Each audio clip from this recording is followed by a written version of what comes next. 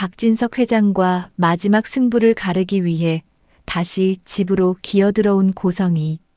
박진석은 눈물 콧물 연기를 하는 고성희의 빤한 속이 들여다보였어요. 그걸 알면서도 영나의 엄마에게 한 번 더 기회를 주고 싶었던 박진석 회장은 결국 아내 고성희의 끝을 보게 됩니다. 영나가 보았다던 그 엄마의 끝이요. 이제 박진석 회장에게 더 이상의 분노도 원망도 없었어요.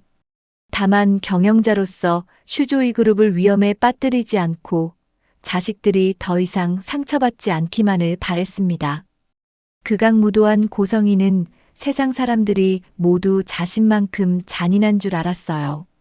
주어진 기회까지 걷어차고 자기 자신을 지옥으로 송두리째 내던집니다.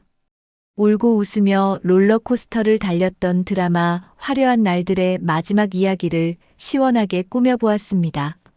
즐거운 시간 되시기 바랍니다. 구독과 좋아요는 영상 제작에 큰 힘이 됩니다. 넓은 거실의 공기는 무겁게 가라앉아 있었습니다. 유난히 반짝이는 샹들리에 불빛 아래 박진석이 홀로 소파에 앉아 책을 읽고 있었어요. 그때였습니다. 예고 없이 집 앞에 찾아온 고성희.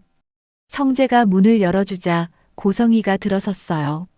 한때 이 집의 안주인이었던 그녀는 이제 초라한 행색으로 남편 앞에 다가왔습니다. 그리고는 무릎을 꿇고 눈물로 호소했어요.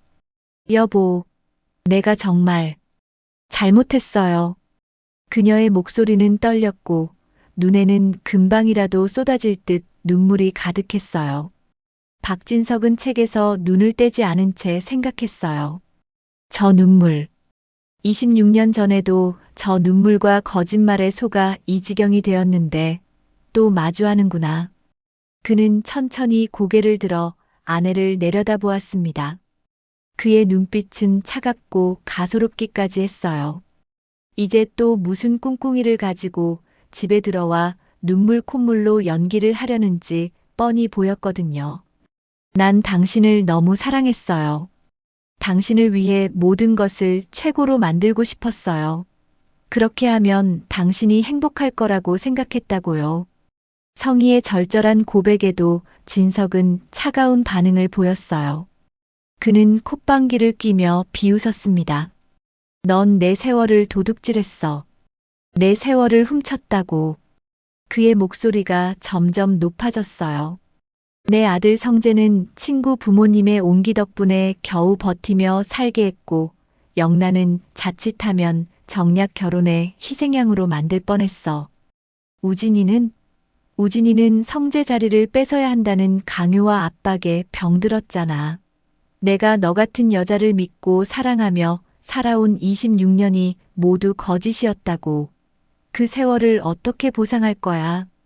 박진석은 성희의 뱀 같은 눈을 똑바로 쳐다보며 말을 이어갔어요. 말을 하면 할수록 가슴속에 묻어두었던 증오가 분노로 바뀌어 가고 있었습니다. 그 순간 고성희는 재빠르게 남편의 감정 변화를 읽어냈어요. 그녀는 상대방의 감정을 읽고 한 발 앞서 나가는 기술이 특출난 여자였습니다. 남편의 목소리가 더욱 격앙되자 성희는 몸을 더 낮추어 바닥에 거의 엎드리다시피 했어요. 당신을 속이려고 한 게 아니에요. 하지만 결국 제가 다 잘못했네요. 그녀는 잠시 숨을 고르더니 떨리는 목소리로 말을 이었어요. 내가 남아서 보상할 기회를 주세요. 제발. 성희는 눈물 연기와 함께 두 손을 모아 싹싹 빌기까지 했습니다. 그런 모습을 성재가 조금 떨어진 곳에서 지켜보고 있었지만 성희는 개의치 않았어요. 아니, 신경 쓸 여유가 없었습니다. 이 집에 들어와서 반드시 해야 할 일이 있었기에 혼신의 힘으로 연기를 이어갈 수밖에 없었어요. 당신은 내 모든 것이 부족해 보이겠지만 아직 어린 영나를 생각해서라도 제발 딱 한 달만이라도 만회할 기회를 주세요. 내가 이렇게 떠나면 영나와 나는 영영 화해하지 못할 거예요. 박진석은 고성희의 눈물 연기를 다시 마주하니 깊은 피로감이 몰려왔어요. 동시에 집안까지 비집고 들어와 마지막 승부를 보겠다는 고성희의 속셈이 훤히 보였습니다. 하지만 곤란했어요. 딸 영란을 핑계로 화해의 기회를 달라는 성희를 성재 앞에서 냉정하게 내치기가 쉽지 않았거든요. 결국 그렇게 고성희는 문간방에서 가방을 풀게 되었습니다. 그 방은 평소 도우미 아주머니들이 머무는 작은 방이었어요. 성희는 모텔 생활로 찌들고 식당 일로 거칠어진 손으로 천천히 캐리어를 열었습니다. 한때는 이 큰 집의 안주인으로 지내며 이 콧구멍만큼 작은 방에는 발도 들여놓지 않았던 그녀였어요. 하지만 그런 건 지금 중요하지 않았습니다. 내일, 바로 내일부터 시작이야. 성희의 머릿속에는 오직 하나의 생각만이 맴돌고 있었어요. 이 집에서 반드시 해야 할 일. 그것만 생각하니 가슴이 두근거렸습니다. 곧 승전고를 울릴 생각에 입가에 미소까지 번졌어요. 다음 날 아침 성희는 일찍 일어났습니다.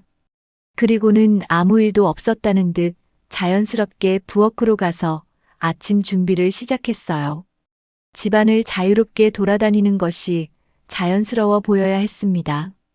그래야 원하는 것을 빨리 찾아낼 수 있을 테니까요. 가족들은 모두 성희에게 눈길조차 주지 않았어요. 평소보다 더 일찍 각자 할 일을 위해 집을 나섰습니다. 박진석 회장도 성재도 심지어 영락까지도요. 아침 8시가 되자 집안은 텅 비었습니다. 성희는 주위를 둘러보며 천천히 미소를 지었어요. 그리고는 조용히 2층으로 발걸음을 옮겼습니다. 박 회장의 서재 쪽으로 향했어요. 복도를 조용히 걸으며 성희는 자신의 심장 소리가 들릴까봐 숨을 죽였습니다. 서재 문 앞에 섰을 때 그녀는 손을 뻗어 손잡이를 잡았어요. 문은 잠겨 있지 않았습니다. 그 사실이 그녀를 잠시 멈춰 세웠어요. 열어두다니. 박진석은 원래 그런 사람이 아니었어요. 중요한 공간은 항상 잠가두는 습관이 있었습니다. 특히 서재는 더욱 그랬죠. 회사 서류며 개인적인 기록들이 보관된 곳이었으니까요. 이상했어요. 함정인가? 아니면 날 시험하는 건가? 의심이 스쳤지만 그렇다고 여기서 멈출 수는 없었어요. 이미 모든 것을 잃은 상황에서 이 기회를 놓치면 정말로 끝이었습니다. 성희는 잠깐 주저하다가 문을 열고 안으로 들어섰어요. 서재 안은 예상대로 정돈되어 있었어요. 과할 만큼 깔끔했고 책상 위에는 먼지 하나 없었습니다. 벽면을 가득 채운 책장에는 경영 서적과 법률 관련 서적들이 빼곡히 꽂혀 있었어요. 남편의 성격이 그대로 드러나는 공간이었죠. 고성희는 주위를 살피며 천천히 책상 쪽으로 다가갔습니다. 그녀는 남편이 물건을 숨기는 위치를 알고 있었어요. 26년을 함께 산 세월이 헛된 건 아니었죠. 책상 오른쪽 하단. 의자에 앉았을 때 무릎이 닿는 각도에 있는 서랍. 손을 뻗어 서랍을 당기자 의외로 쉽게 열렸습니다. 서랍 안에는 종이들이 겹겹이 쌓여 모습을 드러냈어요. 고성희의 손이 서류를 집어들었을 때 잠시 멈췄습니다. 박진석. 서류 맨 위에 적힌 이름이었어요. 하지만 그 이름 옆에는 그녀가 아는 주소도 회사도 직함도 없었습니다. 대신 생소한 주소와 낯선 병원 이름이 적혀 있었어요. 병원 기록, 오래된 진료 영수증, 그리고 정기적인 송금 내역. 성희의 눈이 빠르게 서류를 훑어 내려갔어요. 그러다 문득 5년 전 어느 여름밤이 떠올랐습니다. 남편 박진석이 기분 좋게 취해 집에 돌아온 날이었어요. 그날 저녁 그는 식탁에 앉아 소주잔을 기울이며 신기하다는 듯 말했었죠. 글쎄, 오늘 내가 중학생 동창 박진석을 만났다니까. 그 친구 공부도 잘하고 집안도 괜찮았는데 지금은 큰 식당에서 신발 정리를 하고 있더라고. 워낙 크고 손님이 많은 식당이거든. 반가운 마음에 잠시 얘기를 나눴는데 하는 일마다 안 풀리고 마누라는 뇌경색으로 쓰러졌대. 형편이 갑자기 나빠졌다더군. 아내 병원비가 만만치 않은 모양이야. 남편의 목소리에는 동정심이 섞여 있었어요. 그때 성희는 별 생각 없이 웃으며 말했었습니다. 같은 이름, 다른 운명이네. 당신은 잘 됐고 그 사람은 안 됐네요. 그리고는 대수롭지 않게 넘겨버렸죠.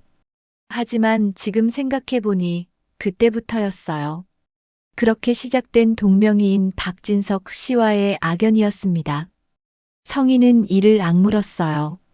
남편 박진석은 그 친구와 연락을 계속 이어왔던 거예요. 그리고 결국 자신을 엿먹이는 작업을 함께 한 것이죠. 근저당 사건. 성희가 세상에 떠들고 다녔던 그 사건. 남편이 자신의 인감을 훔쳐가서 부동산의 근저당을 잡았다고 라방에 출연해온 세상에 떠들었어요. 하지만 알고 보니 서류상 근저당자는 동명이인 박진석. 남편과는 법적으로 전혀 무관한 사건을 하나 만들어낸 것이었죠. 결국 성희만 거짓말쟁이가 되었고 남편은 피해자 행세를 했습니다. 이런. 잠시 기억을 더듬었던 고성희는 화가 치밀어 올랐어요. 그동안 자신이 얼마나 어리석었는지, 남편이 얼마나 치밀하게 준비했는지가 생생하게 그려졌습니다. 성희는 떨리는 손으로 서류를 한 장 한 장 넘겼어요. 서류를 넘길수록 그녀의 눈빛이 변했습니다. 패배자의 것이 아니라 사냥감을 발견한 포식자의 눈으로 변해갔어요. 중환자실 입원 기록, 뇌경색 진단서, 장기 입원 확인증, 그리고 매달 빠짐없이 송금된 병원비 내역. 이 남자는 성희의 입가에 천천히 미소가 번졌습니다. 단순한 명의 대여자가 아니구나. 박진석의 약점을 찾았어요. 아니, 정확히는 남편이 지키려는 것을 발견한 거죠. 동명이인 박진석. 그는 남편의 옛 친구였고 지금은 중환자실에 누워있는 아내를 둔 가장이었습니다. 그리고 남편은 그 친구를 5년간 계속 도와주고 있었던 거예요. 성희의 머릿속이 빠르게 돌아가기 시작했어요. 진석, 당신이 날 짓밟았듯이 이제 내 차례야. 그녀는 서류를 조심스럽게 다시 정리하기 시작했습니다. 하지만 핸드폰 카메라로 하나하나 증거를 남기는 것도 잊지 않았어요. 병원 이름, 환자 이름, 송금 내역, 계좌번호까지. 한편 그 시각 회사에 있던 박진석은 책상에 앉아 서류를 검토하면서도 계속 마음 한구석이 불편했어요. 서재문을 열어둔 게 맞는 걸까? 그는 일부러 문을 열어두었습니다. 성희가 들어갈 것을 알면서도요. 26년을 함께 산 아내였어요. 그녀가 어떤 사람인지, 어떻게 행동할지 너무나 잘 알고 있었습니다. 성희는 절대 가만히 있지 않을 거예요.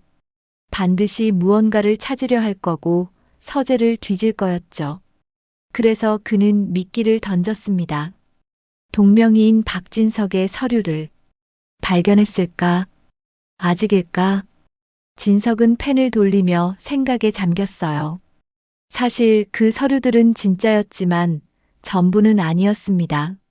성희가 찾을 만한 것들만 골라서 남겨둔 것이었죠. 넌 이걸로 뭔가 할 수 있다고 생각하겠지. 하지만 성희야. 진석의 눈빛이 차갑게 가라앉았어요. 이건 함정이야. 내가 얼마나 더러운 사람인지 세상에 보여주기 위한. 그는 성희가 이 정보로 무엇을 할지 이미 예상하고 있었어요. 아마도 동명이인 박진석을 찾아가거나 그의 약점을 이용해 자신을 협박하려 들 것입니다. 박진석은 잃어버린 26년의 세월을 참을 수가 없었어요. 어떻게든 마무리를 지어야 했어요. 만약 박진석의 예상대로 고성희가 선을 넘는다면, 그녀의 끝을 보여준다면, 법적으로도 도덕적으로도 그녀를 완전히 매장시킬 수밖에 없었습니다. 고성이, 넌 결국 날 배신할 거야. 그렇게 사람은 고쳐서 쓸 수 없다는 말이 딱 들어맞는 순간이 왔습니다. 병원에서 뇌경색 환자의 보호자 박진석을 찾는 일은 어렵지 않았어요. 고성이가 의뢰한 흥신소에서는 병원 전산망에 간단한 해킹으로 한 건을 올렸습니다. 그리고는 흥신소 직원들이 먼 친척을 빙자해서 고성이와 동명이인 박진석의 만남을 주선했어요. 사실 성희는 우진이를 찾고 동명이인 박진석을 찾느라 계속 흥신소와 거래 중이었습니다. 영라가 마지막으로 내놓은 500만 원을 모두 쏟아부었지만 계속된 외상 거래 금액은 기하급수로 늘고 있었어요. 흥신소 측에서는 처음엔 난색을 표했지만 성희가 큰 소리를 쳤죠. 이혼만 하면 10% 이자 붙여서 갚을게요. 곧 재산 분할 받으면 당신네 사무실 하나 더 차릴 수 있을 만큼 줄 수 있다고. 그 말에 흥신소는 그녀를 VIP로 대접하기 시작했어요. 물론 뒤에서는 저 여자 제대로 받아낼 수 있을까 하며 수군거렸지만요. 마침내 그렇게도 찾아 헤매던 동명이인 박진석을 만나게 되었습니다. 약속 장소는 병원 내 카페였어요. 한산한 오후 시간, 두 사람은 구석 자리에 마주 앉았습니다. 동명이인 박진석은 조용히 덤덤한 표정으로 성희의 맞은편에 앉아 있었어요. 50대 중반쯤 되어 보이는 그는 수척한 얼굴에 피로가 깊이 배어 있었습니다. 매일 병원과 일터를 오가는 삶이 그대로 드러나는 모습이었죠. 사실 그는 성희가 찾아올 것을 미리 알고 있었어요. 박진석 회장으로부터 연락을 받았거든요. 곧 내 아내가 당신을 찾을 거야. 만나주게. 그리고 녹음을 해도 얼마 받았어요. 인사도 예비도 없었습니다. 성희의 질문은 곧장 핵심을 찔렀어요. 그녀의 목소리는 차갑고 단도직입적이었죠. 박진석 회장한테서. 잠시 숨을 고르고 그녀는 더 또렷하게 말을 이었어요. 당신 이름 빌려준 데가. 동명이인 박진석은 잠시 앞에 놓인 커피잔을 내려다보았어요. 그는 이미 예상했던 질문이었지만 막상 들으니 착잡했습니다. 그리고 아주 담담하게 대답했어요. 많지 않았어요. 고성희의 입꼬리가 미세하게 올라갔어요. 역시 이 대답은 이미 그녀의 계산 안에 있었습니다. 돈을 적게 받았다는 건 다른 이유가 있다는 뜻이니까요. 얼마나? 아내 병원비 조금 보태는 정도요. 그는 잠시 창밖을 바라보다가 말을 이었습니다. 정기적이긴 했지만 그게 전부입니다. 고성희는 숨을 고르듯 천천히 고개를 끄덕였습니다. 그리고 아주 조용히 비웃듯 웃었어요. 그럼 그 돈 때문에? 아니면 그 사람이라서? 동명이인 박진석의 시선이 처음으로 그녀를 제대로 마주했습니다. 그의 눈에는 무언가 단단한 것이 있었어요. 돈 때문은 아닙니다. 그의 목소리는 낮았지만 단호했습니다. 그 친구는. 그는 잠시 말을 멈췄어요. 오래된 기억을 떠올리는 듯 했습니다. 제가 제일 힘들 때 손 내민 사람이었어요. 고성희는 아무 말도 하지 않았습니다. 하지만 그녀의 눈빛은 이미 비웃고 있었어요. 그래서 뭐, 그런 감상적인 이야기로 나를 설득할 수 있다고 생각해? 사업 망하고 아내 쓰러지고 집도 날아갈 뻔했을 때 그는 기억을 더듬듯 천천히 말을 이었습니다. 아무 조건 없이 도와줬어요. 돈도 말도. 그냥 친구라는 이유만으로요. 그의 목소리에는 감사함이 묻어 있었어요. 그래서 친구의 부탁이라 거절하기 힘들었다? 고성희가 냉정하게 말을 받았습니다. 네. 동명이인 박진석은 고개를 끄덕였어요. 그건 친구 일이었으니까요. 그 말은 변명이 아니었습니다. 그저 그의 기준이었어요. 그에게는 의리와 친구가 돈보다 중요한 가치였던 거죠. 고성희는 잠시 침묵했습니다. 의리, 친구. 참 좋은 말이네. 그녀의 머릿속에서는 다른 계산이 돌아가고 있었어요. 이 사람을 어떻게 자기 편으로 만들 것인가. 그리고 테이블 위에 서류 봉투 하나를 천천히 올려놓았습니다. 그럼 이건 어때요? 그녀의 목소리가 부드러워졌어요. 방금 전과는 완전히 다른 설득의 톤이었습니다. 마치 오랜 친구에게 말하듯 다정한 목소리였죠. 곧 이혼 소송 들어가요. 그 사람 박진석 회장 상대로. 동명이인 박진석의 눈빛이 미세하게 흔들렸어요. 당신이 증언해줘요. 성인은 봉투를 그의 쪽으로 밀며 말을 이었습니다.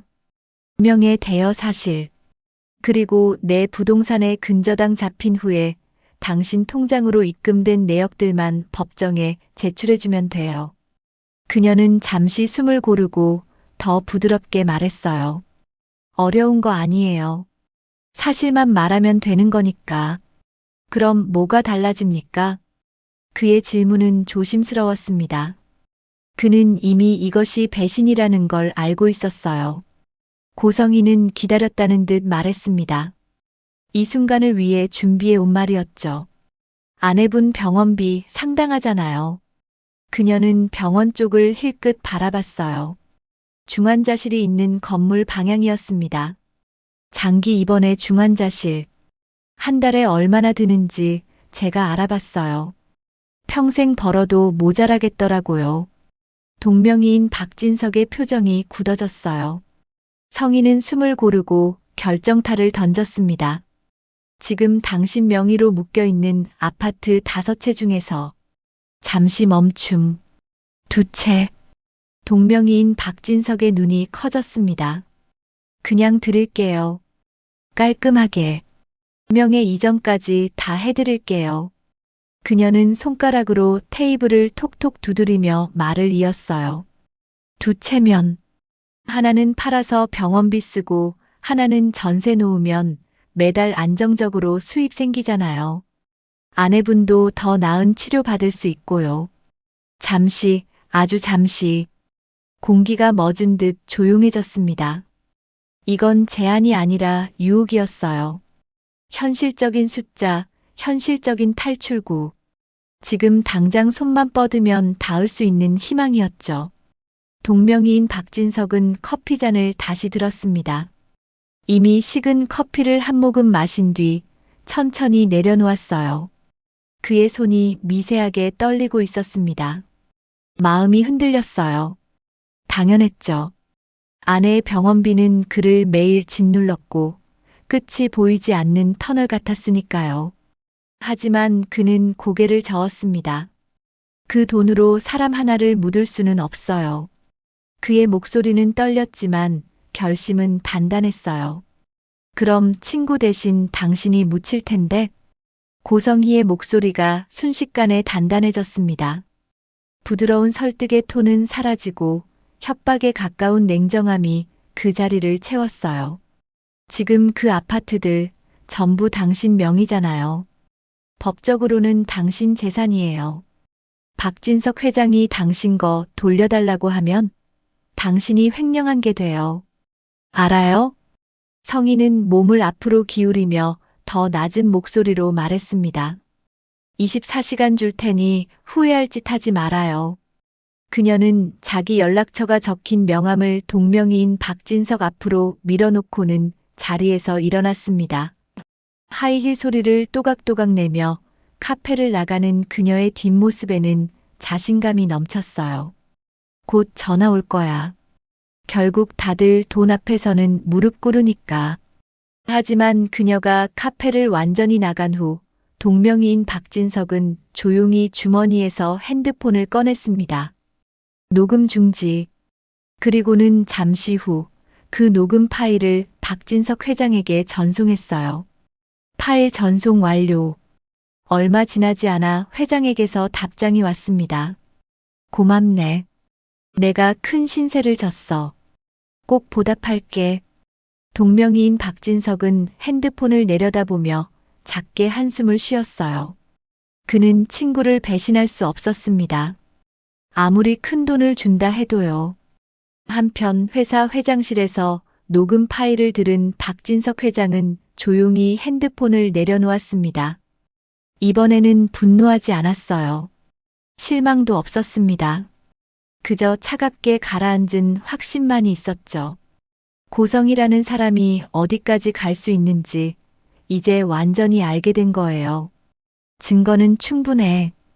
그는 창밖을 바라보며 생각했습니다. 이제 끝을 낼 시간이야, 성희. 그의 눈빛에는 더 이상 망설임이 없었어요. 26년간 함께 살아온 아내에 대한 마지막 미련마저 사라진 순간이었습니다. 퇴근 후 박진석 회장은 곧장 집으로 향했어요. 현관문을 열고 들어서자 거실에서 성희가 저녁 준비를 하고 있었습니다. 앞치마를 두른 그녀는 남편이 들어서자 환한 미소를 지으며 다가왔어요. 어서 와요. 오늘 당신 좋아하는 갈비찜 만들었어요. 조신하고 다정한 목소리였습니다. 마치 아무 일도 없었던 것처럼요. 박진석은 신발을 벗으며 아내를 바라봤어요. 성희도 남편을 똑바로 쳐다봤죠. 그 순간 서로가 서로를 완전히 파악했다는 눈빛이 교환되었습니다. 넌 서재를 뒤졌지. 당신은 알면서 놔뒀고. 넌 동명이인을 만났지. 당신은 이미 알고 있었고. 말은 한마디도 오가지 않았지만 두 사람은 모든 걸 알고 있었어요. 이제 남은 건 누가 먼저 최후의 수를 두느냐였습니다. 수고했소. 진석이 짧게 말하고 안으로 들어갔어요. 성희는 그의 뒷모습을 보며 입꼬리를 살짝 올렸습니다. 조금만 더 기다려. 다음 날 동명이인 박진석의 답을 받기로 한 시간이 가까워 올수록 고성희의 마음은 급해졌어요. 벽시계를 힐끗힐끗 쳐다보며 핸드폰만 들여다보던 그녀는 결국 참지 못했습니다. 이대로 앉아서 기다릴 수 없어. 성희는 서둘러 외출 준비를 마치고 집을 나섰어요. 직접 병원으로 가서 압박을 넣어야겠다는 생각이었죠. 현관문을 나서며 가방끈을 고쳐 맨 순간이었습니다. 휙! 검은 봉고차 한 대가 순식간에 옆으로 미끄러지듯 다가왔어요. 차 문이 열리고 두 명의 남자가 재빠르게 뛰어나왔습니다. 아니, 이게 무슨 짓이야. 성희는 고함을 질렀지만 그 동네는 워낙 담이 높은 저택들로 둘러싸여 있었어요. 주변에 인기척이 거의 없었죠. 평소 같으면 고급스럽고 안전하다고 생각했던 그 고요함이 이제는 오히려 독이 되었습니다. 한 남자가 수면제를 거지에 묻혀 성희의 입과 코를 막았어요. 순식간이었습니다. 성희는 발버둥 쳤지만 금방 몸에 힘이 빠졌어요. 아니, 정확히는 의식을 잃은 척했습니다. 교활한 성희는 완전히 잠들지 않고 얇은 의식 속에서 상황을 파악하려 애쓰고 있었어요. 이놈들이 누구야? 진석이가 보냈나? 어디로 가는 거지? 그들은 전문 납치범도 조폭도 아니었어요. 신변을 보호해주는 경호업체의 직원들이었어요. 이런 일에 익숙치 않았지만 성희를 강제로 입원시켜야 달라는 요청을 받았습니다. 사실 박진석 회장은 다시 집에 돌아온 성희에게 약간의 기대가 있었습니다. 26년간 살아온 세월, 그 시간이 완전히 거짓일 수는 없을 거라는, 아니, 그러고 싶지 않다는 마음이었어요. 고성희의 사기극에 치를 떨었지만 마음 한편으로는 그녀와 함께했던 행복이 모두 거짓은 아닐 거라고 자신을 위로하려는 마음도 잃었던 거죠. 딸 영란을 위해 돌아왔다면, 정말로 반성하는 마음이 조금이라도 있다면. 하지만 녹음 파일은 명확했습니다. 그녀는 결국 한판 승부를 겨루기 위해 집에 발을 디뎠던 거예요. 동명이인 박진석을 회유하고 협박하고 매수하려 했던 그 목소리는 진석의 마지막 희망마저 짓밟았습니다. 허탈하고 지친 박진석 회장은 더 이상 그녀와 같은 공간에 있고 싶지 않았어요. 그녀를 어딘가 멀리 묶어두고 싶었습니다. 자신도 숨 쉴 틈이 필요했던 거죠.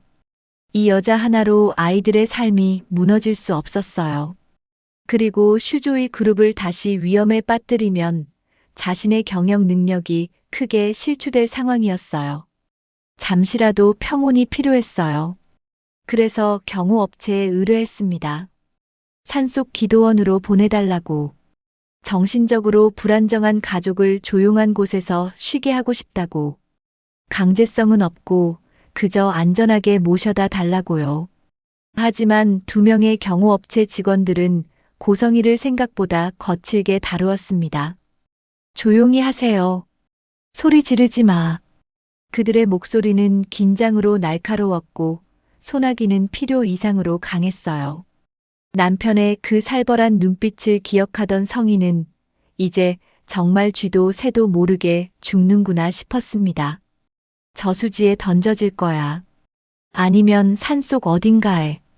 봉고차가 고속도로를 달리고 있었어요.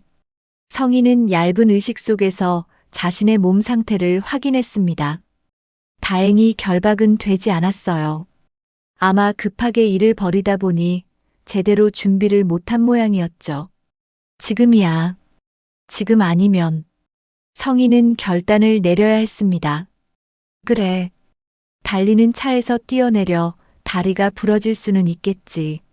하지만 저놈들 손에 저수지에 빠져 죽는 것보다는 나을 거야. 극단적인 생각만 해온 성희는 세상 사람들이 모두 자신만큼 잔인한 줄 알았어요. 자신이라면 그렇게 했을 테니 남편도 그럴 거라고 믿었던 겁니다. 시간이 흘렀어요. 차가 고속도로를 벗어나는지 속도가 조금 줄어드는 게 느껴졌습니다. 어느 진입로에서 커브를 돌기 위해 더 속도를 줄였어요. 지금이다. 성희는 눈을 번쩍 뜨며 옆문 손잡이를 움켜쥐었습니다. 그리고 있는 힘껏 문을 열고 몸을 던졌어요. 뭐야? 아, 안 돼. 경호원들이 손을 뻗었지만 이미 늦었습니다. 성희는 도로 위로 굴러떨어졌어요. 그런데 뒷차를 생각하지 못했던 겁니다. 고개를 들면 앞좌석에 앉은 납치범들에게 잡힐까봐 고개를 낮춘 채로 뛰어내릴 궁리만 했던 거죠.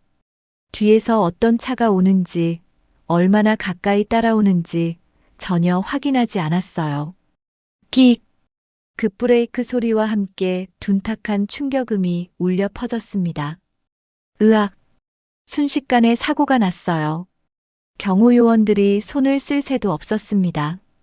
뒤따라오던 승용차가 도로에 굴러떨어진 성희를 미처 피하지 못했던 거예요. 달려오던 차에 머리를 크게 부딪힌 성희는 그 자리에서 쓰러졌습니다. 119. 빨리 119. 저 사람 숨 쉬고 있어? 현장은 순식간에 아수라장이 되었어요. 성희는 급히 병원으로 옮겨졌습니다. 그리고 경찰 조사가 시작되었어요. 경호업체 직원들은 떨리는 목소리로 상황을 설명했습니다. 경찰 진술서에는 이렇게 적혔어요. 의뢰인의 부인이 정신과 진단을 받은 후 보호시설로 이송 중 사고 발생 본인이 스스로 차 문을 열고 주행 중인 도로에 뛰어내림 뒤따르던 차량과 충돌. 진술서를 작성하던 경찰관이 고개를 들었습니다. 그러니까 정신과 치료를 받기로 해서 모시고 가던 중이었다는 거죠? 네, 그렇습니다. 경호원이 고개를 끄덕였어요. 의뢰인 분께서 부인께서 최근 정신적으로 매우 불안정하시다고 안전하게 요양시설까지 모셔다 달라고 하셔서요.